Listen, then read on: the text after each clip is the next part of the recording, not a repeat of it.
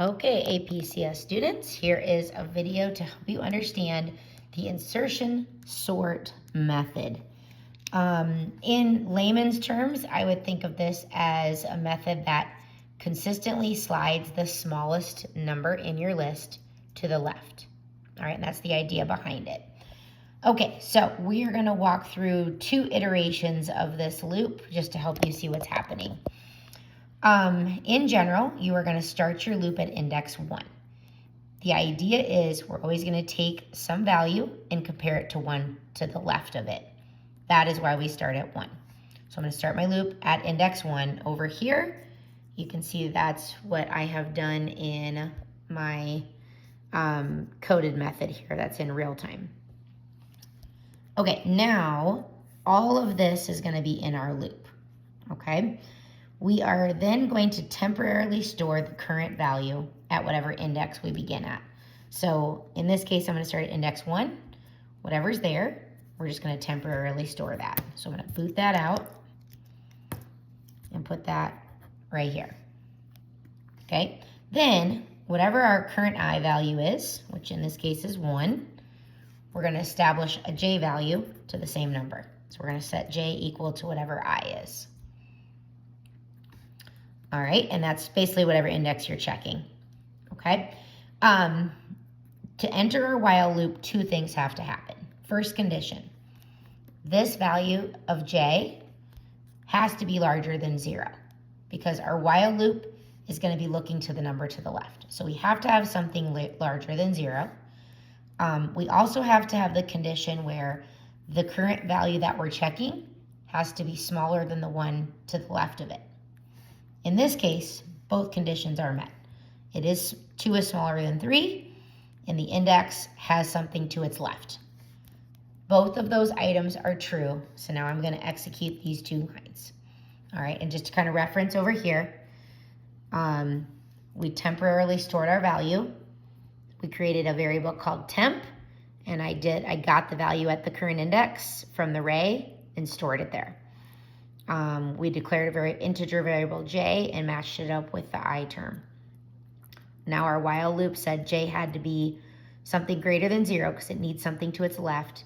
And then the temporary value, which in this case was 2, has to be smaller than what's to its left.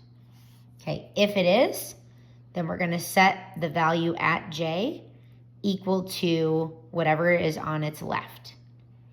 Okay?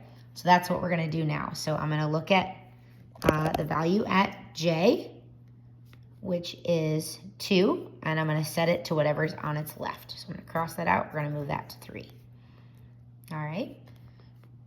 Now we've set that to J, or we've set the value at J equal to what it's on its left.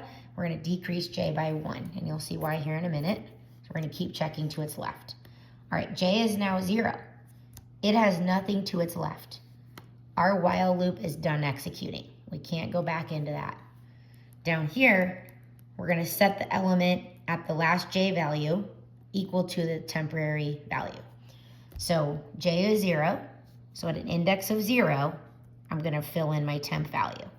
So I'm going to put 2 at the index of my current J, which is 0. Okay. I'm not going to go through every iteration, but if we jump the outer loop to index to 2, hopefully you can kind of see at index of 2, these are already sorted. So what I want to do is jump to the index of 3 so you can see what happens when it iterates multiple times. Okay, so we're going to change the I value to 3, and we're going to temporarily store the whatever's at index of 3. So we're going to temporarily store -1 in our temp. All right, and then I'm going to set J equal to whatever I was. So those 2 things will happen every single time. All right, now our while loop says we need something to its left, and this temp value has to be smaller than what's to its left. So J is currently 3. It has something to its left, and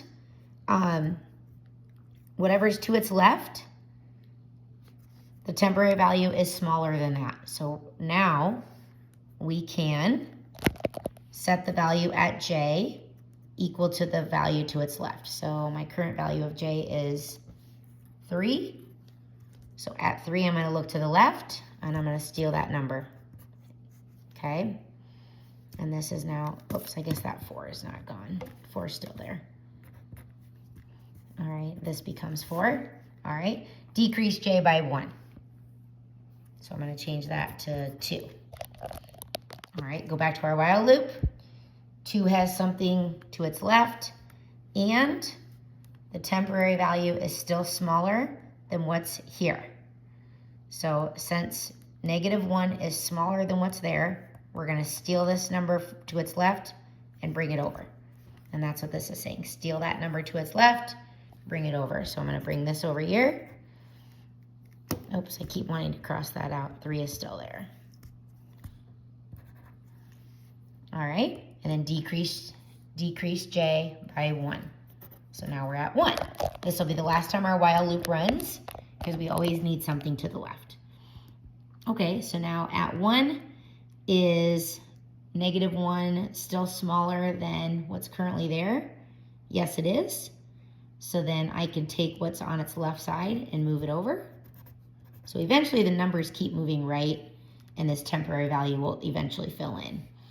Okay, now I can decrease j by 1.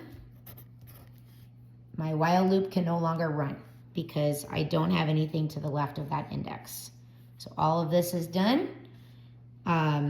Now we're going to set the element at the last j value with the temp value. So my last j value is 0. So I'm going to go to index of 0, and I'm going to put that temporary value in there. So this now is -1. And now you can see these are sorted from an ascending order, small to big. All right, referencing the code over here, we kind of went through the whole while loop. The very last step said to set whatever our current j value is equal to our temp value. That's when you finally place that temporary value where it goes. Hope that helps.